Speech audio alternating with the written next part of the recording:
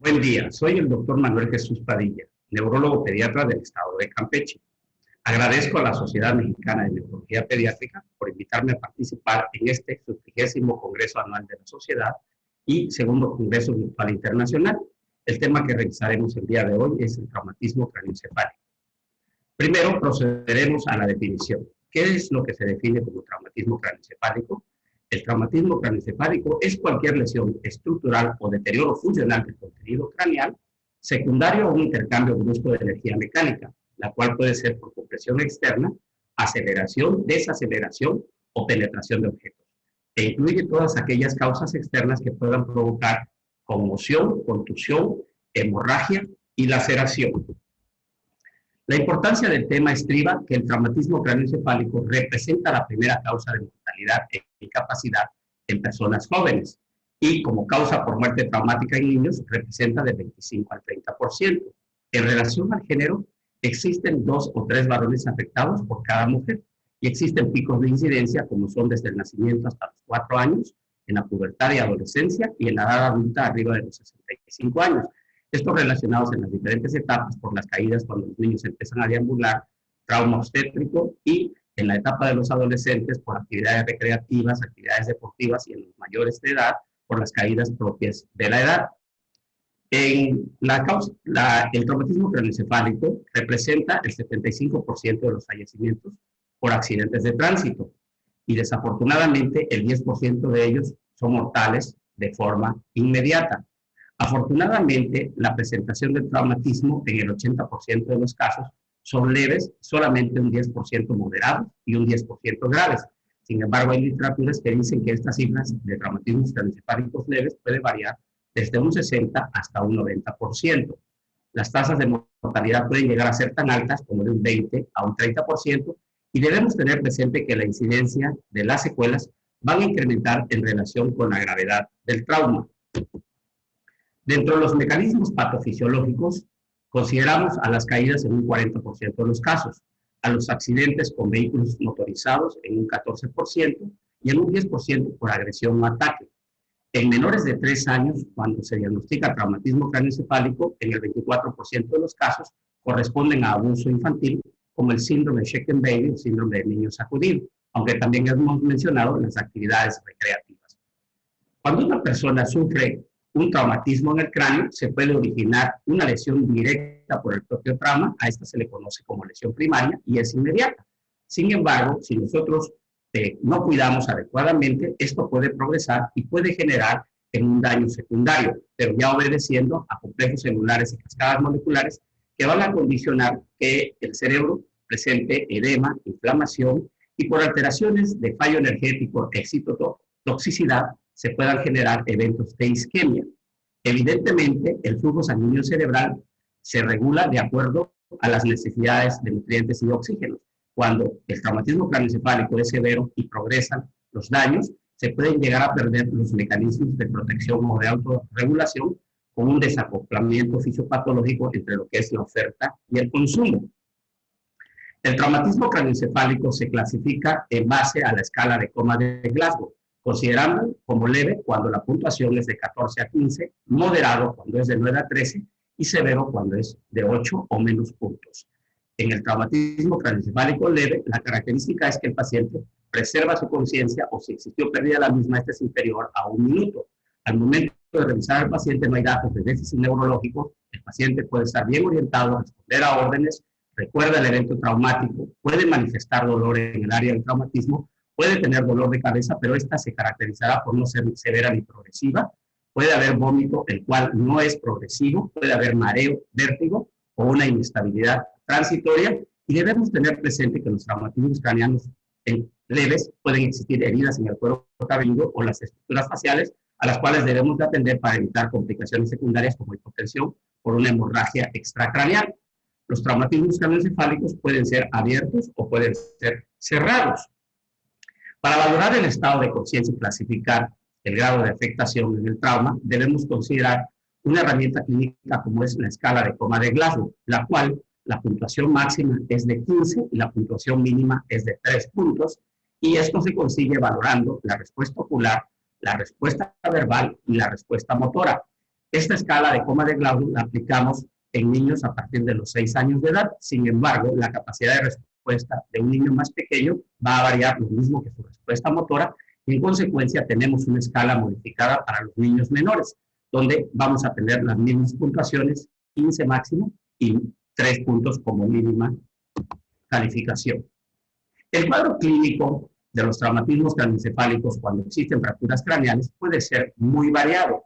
Una placa radiológica de cráneo, en especial una serie ósea, que incluye una placa anteroposterior, lateral y una proyección tau, nos podrán ayudar a descubrir si existe un trazo de fractura en la bóveda craneal.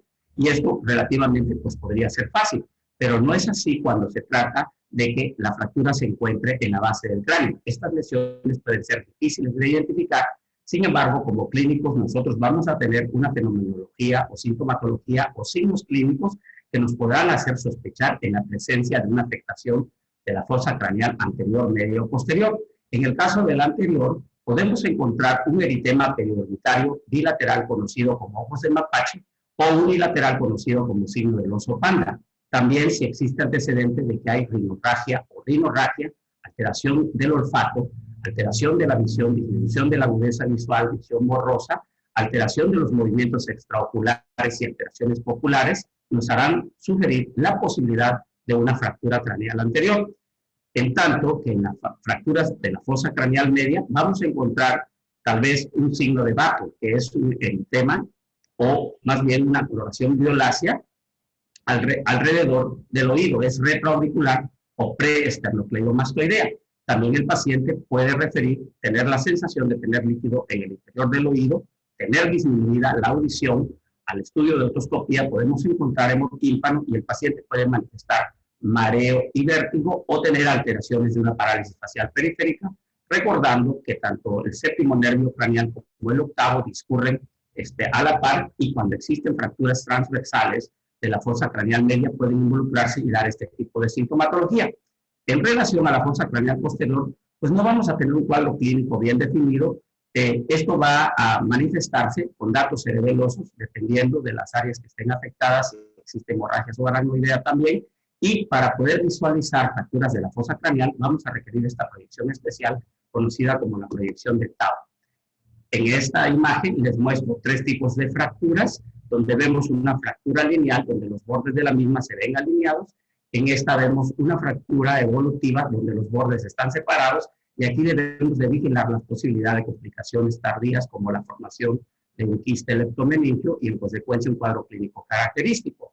En esta observamos fracturas múltiples, y en esta vamos a observar una fractura donde no existe una solución de continuidad, pero estamos viendo una depresión o un aplastamiento por esa compresión externa de la fuerza mecánica de la que hablábamos al inicio en la definición, y aquí realmente la importancia es cuánto se encuentra desplazada la tabla interna de la bóveda craneal y si está haciendo un efecto de masa, ya que desplazamientos arriba de 5 u 8 milímetros podrán dar un fenómeno de compresión y en consecuencia manifestaciones clínicas dependiendo del área afectada. Dentro de las lesiones primarias debemos de diferenciar entre lo que es una conmoción y una contusión cerebral. En la conmoción cerebral existe una lesión funcional, pero no existe una alteración anatómica, a diferencia que en la contusión existen los 2 tipos de alteraciones. En la conmoción existe una pérdida leve y transitoria de conciencia, en tanto que en la contusión esta pérdida de la conciencia es variable y puede ser desde algo transitorio hasta progresar a un estado de coma y sobrevenir incluso la muerte. En el paciente con conmoción cerebral no tenemos déficit por lesión neurológica, en tanto que en la contusión sí vamos a encontrar datos de déficit, y esta será una alteración motora, una alteración sensitiva, una alteración de nervios craneales con alteraciones pupilares, una alteración cognitiva, alteraciones respiratorias, entre otras cosas que no vemos en la conmoción. En la contusión también podemos encontrar datos de irritación neurológica como rigidez de cuello, convulsiones y excitación psicomotora. Y en la contusión pueden haber cefalea, vómitos y vértigo que pueden llegar a ser intensos. Lo importante en la contusión es saber que tiende a ser estable y generalmente no son progresivas las manifestaciones. Cuando nosotros tenemos una lesión hemorrágica dentro del cerebro, estas se pueden comportar como un cono de presión, que en el momento en que progresan van a ir aumentando la presión intracraneal y en consecuencia van a dar manifestaciones clínicas. En este dibujo lo que hacemos es una representación esquemática de las posibilidades de que al aumentar la presión intracraneal pueden haber herniaciones muy diversas y en esta podemos ver cómo el efecto de compresión que hace este hematoma epidural comprime y provoca que el uncus se hernie y nos va a dar como manifestación clínica un cuadro de anisocoria con una pupila fija dilatada de este lado de la lesión y una hemiparesia y un Babinski contralateral al área del problema. Sin embargo, si nosotros no atendemos y resolvemos oportunamente esto, vamos a tener un deterioro rostrocaudal y el paciente puede llegar a presentar un enclavamiento de las amígdalas cerebelosas en el agujero occipital y puede sobrevenir la muerte. Entonces, las manifestaciones van a ser muy diversas.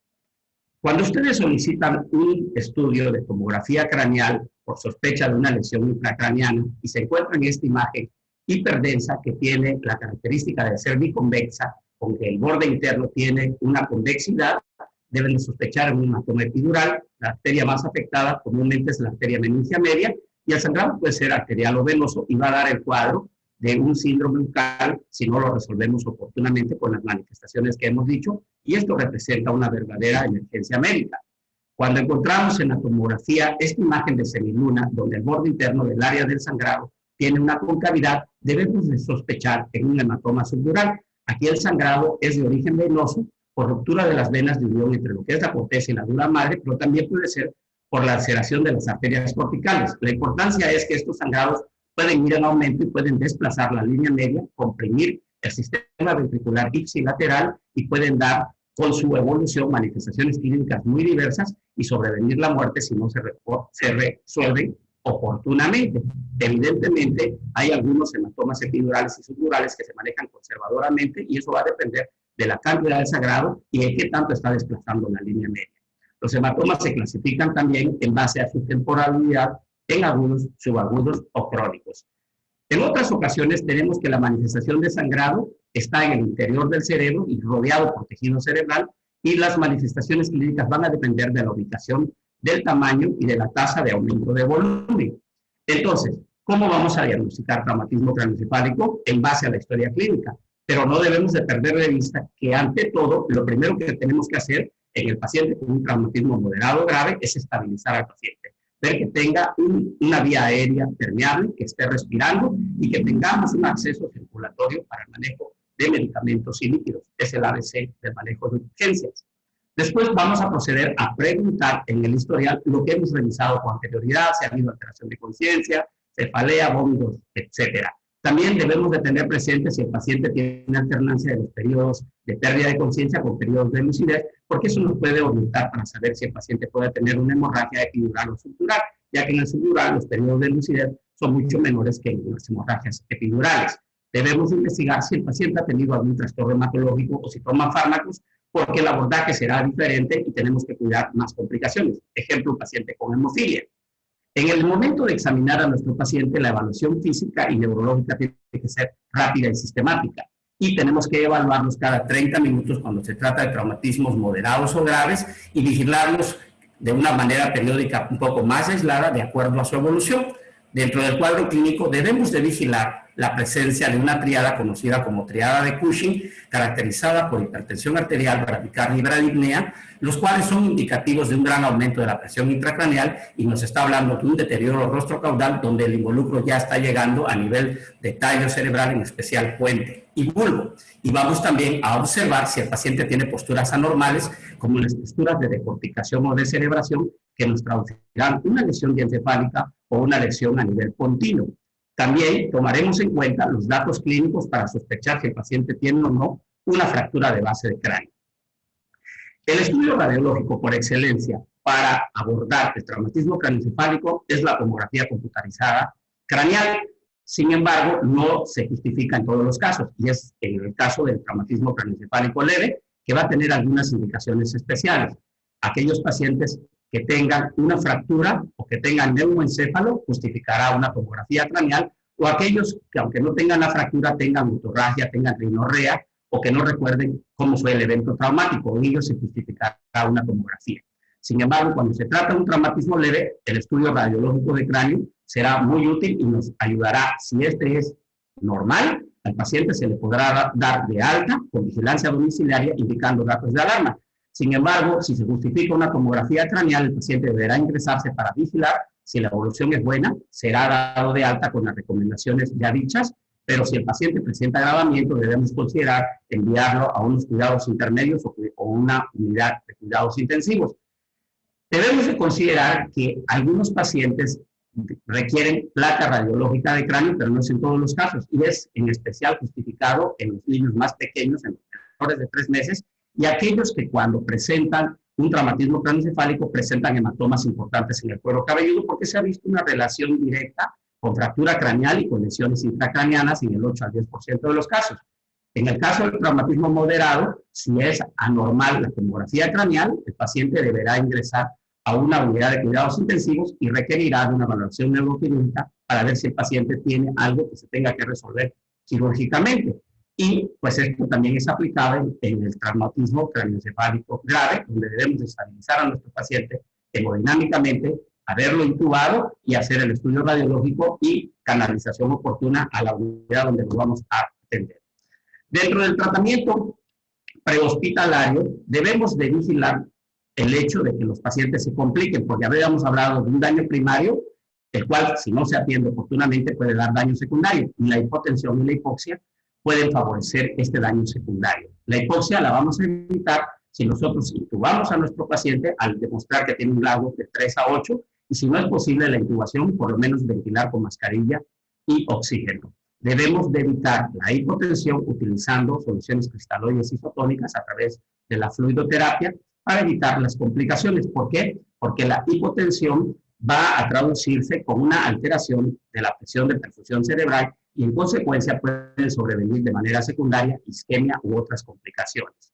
Si el paciente tiene un traumatismo craneoencefálico severo o si el paciente tiene un traumatismo craneoencefálico moderado y es capaz de responder y decirnos que tiene dolor cervical o encontramos en el examen físico y neurológico rigidez de nuca, debemos de inmovilizar la médula colocando un collarín cervical. Si después de haber estudiado con placas radiológicas se demuestra que no existe alguna lesión, no debemos de mantener el collarín cervical más allá de 7 días y debemos de cuidar igual porque pues, esta compresión puede comprometer el retorno venoso y favorecer el edema cerebral. Entonces estará justificado su uso en ciertas situaciones. Y la escala de coma de Glasgow inicial, que ya dijimos que es tan fundamental para poder elegir un tratamiento. Cuando el paciente está en la sala de urgencias, nuestro objetivo será mantener presiones arteriales de oxígeno adecuadas y vamos a mantener saturaciones igual, lo mismo que las cifras de tensiones arteriales, el mantenimiento de los signos vitales y debemos hacer un examen neurológico completo, incluyendo la escala de coma de Glasgow. Y en esta imagen representamos cuáles son las cosas que debemos de considerar a la hora de evaluar.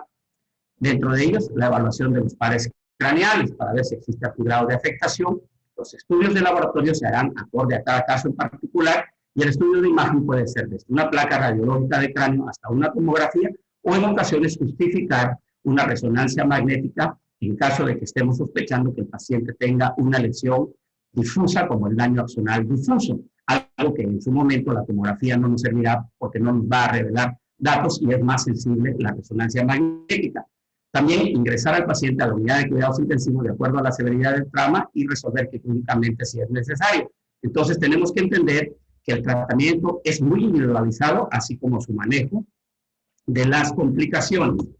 Evidentemente podemos dentro del manejo utilizar analgésicos y antiinflamatorios y lo importante es manejar y cuidar el edema cerebral, resolver quirúrgicamente aquellas hemorragias que tengan un efecto de masa, manejar las crisis sintomáticas agudas. Hay pacientes que en el momento del trauma pueden presentar una crisis convulsiva, una crisis epiléptica, o también se pueden presentar dentro de los siguientes 7 días en que ocurrió el traumatismo. Entonces, a estos pacientes nosotros debemos darle el beneficio de la profilaxis antiepiléptica con el manejo anticonvulsivo. Si han pasado 7 días y el paciente no presentó una crisis, podemos considerar el retiro del mismo. ¿En quién les justificaríamos? Manejo profiláctico en los traumatismos craneoencefálicos cerrados o en aquellos pacientes que han tenido una lesión penetrante intracraneal o aquellos que en su momento presentaron crisis sintomáticas al momento del traumatismo. Debemos de cuidar las alteraciones hidroelectrolíticas y endócrinas y también debemos de prevenir y manejar las infecciones. No es lo mismo manejar un traumatismo craneoencefálico abierto que un traumatismo craneoencefálico cerrado. Por lo tanto, cuando existe exposición de tejido cerebral o existe una solución de continuidad al exterior, debemos de manejar una profilaxis antimicrobiana. También debemos corregir las alteraciones o las displasias sanguíneas, como son las coagulopatías, y algo que nos debe quedar perfectamente claro es que no debemos utilizar esteroides, ya que el edema que se presenta en el traumatismo craneoencefálico es un edema citotóxico y realmente los esteroides no tienen ninguna importancia dentro de esta cascada o este proceso inflamatorio y en consecuencia pueden ser más perjudiciales que benéficos, ya que pueden ir acompañados de alteraciones gastrointestinales, hemorragias u otro tipo de complicaciones más serias. Por lo tanto, no debemos de utilizarlos. En relación al pronóstico, pues sabemos que los pacientes con traumatismo craneoencefálico pueden presentar una mejoría gradual, pero los tiempos son muy variables. Desafortunadamente, en los traumatismos craneoencefálicos severos, el 30 al 50% de los casos pueden resultar fatales. Y es también muy difícil predecir resultados, ya que pacientes que tienen un traumatismo craneoencefálico leve o moderado, puede ser que después presenten una discapacidad moderada a severa durante el primer año, y otros pacientes que tuvieron un traumatismo que incluso cursaron hasta con un estado de coma, puede ser que tenga un resultado final diferente y satisfactorio a aquel que tuvo un traumatismo leve. Por último, debemos de recordar que si el paciente no presenta crisis epilépticas o crisis convulsivas durante la etapa aguda del traumatismo craneoencefálico, estos pueden aparecer en los siguientes 2 años posteriores al trauma y esto nos obligará a efectuar estudios complementarios como un electroencefalograma y decidirnos por iniciar un tratamiento antiepiléptico. Lo importante en el tratamiento del traumatismo craneoencefálico es evitar el daño secundario, es evitar que el paciente progrese con un daño axonal difuso y que nosotros podamos rescatar esas áreas del cerebro afectadas, especialmente las áreas o zonas de penumbra. Ha sido un gusto compartir con ustedes esta información, quedo a sus órdenes y muchas gracias por su atención. Gracias nuevamente a la Sociedad Mexicana de Neuropediatría, quedo a sus órdenes en el Hospital General de Especialidades de Campeche y en el Centro de Atención Neurológica de Niños y Adolescentes, CANA. Hasta pronto. Gracias.